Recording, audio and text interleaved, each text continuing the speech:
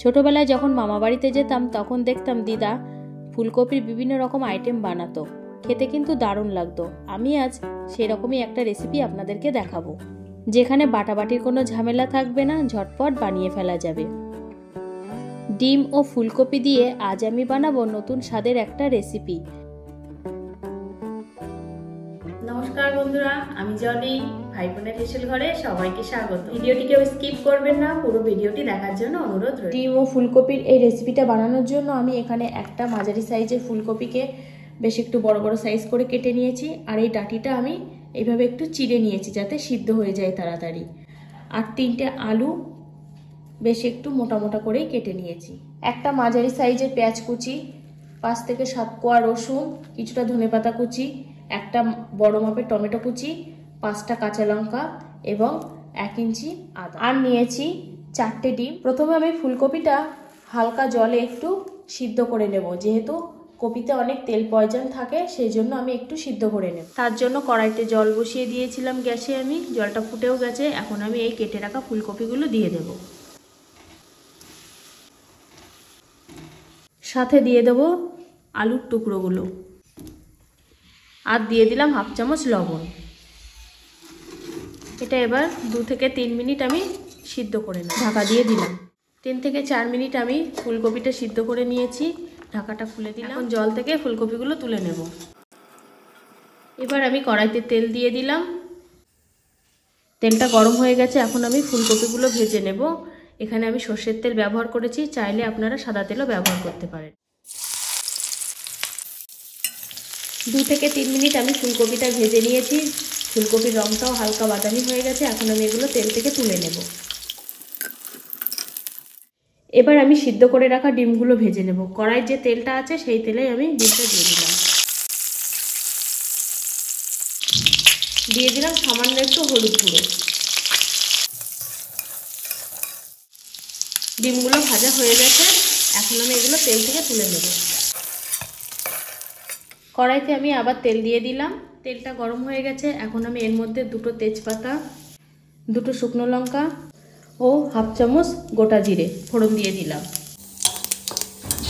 ফোড়নটা তেলে একটু নাড়াচাড়া করে এর মধ্যে দিয়ে দিলাম পেঁয়াজ কুচি। পেঁয়াজটাকেও তেলের সাথে ভালোভাবে একটু নেড়ে চেড়ে নিই। পেঁয়াজটা 2 থেকে 3 মিনিট তেলের সাথে একটু ভেজে নিয়েছি। পেঁয়াজের কালারটাও চেঞ্জ হয়ে গেছে। এখন আমি এর মধ্যে দিয়ে দেব সিদ্ধ করে রাখা আলু।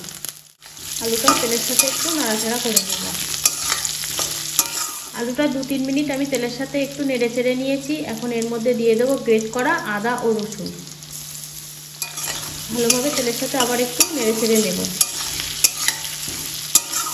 আদা ও রসুনটা তেলের সাথে একটু নাড়াচাড়া করে নিয়েছি। কাঁচা ভাবটা চলে গেছে। এখন আমি এর মধ্যে দিয়ে দেবো কেটে রাখা টমেটো।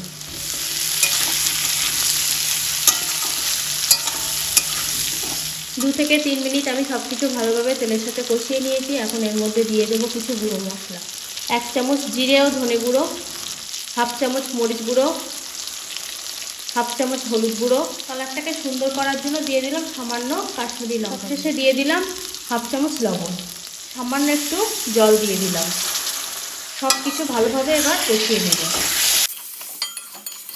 এখন আমি এর মধ্যে দিয়ে দেবো 2 চামচ টক দই। টক দইটা অপশনাল, আমার কাছে ছিল তাই আমি দিচ্ছি, আপনারা এটা স্কিপ করতে পারেন। টক দইটাও ভালোভাবে মিশিয়ে নেব। সব কিছু ভালোভাবে কষানো কমপ্লিট। এখন আমি এর মধ্যে দিয়ে দেবো 2 কাপ জল।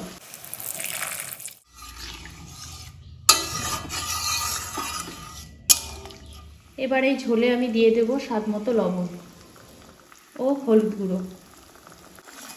ভালোভাবে সব ঝোলের সাথে মিশিয়ে নেব। ঝোলটা ফুটতে শুরু করেছে। এখন আমি ভেজে রাখা ফুলকপিগুলো দিয়ে দেব।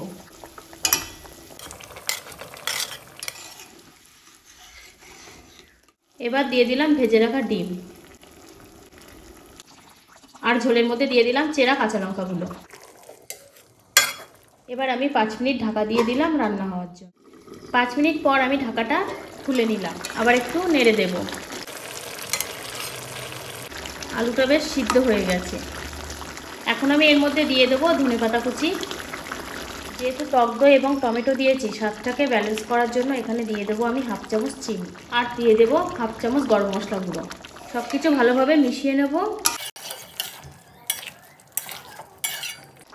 আবারও আমি 2 মিনিট মতো রান্না করে নেব। 2 মিনিট আমি ফুটিয়ে নিয়েছি, রান্নাটা আমার পুরোপুরি কমপ্লিট হয়ে গেছে। এবার আমি এটা নামিয়ে নেব।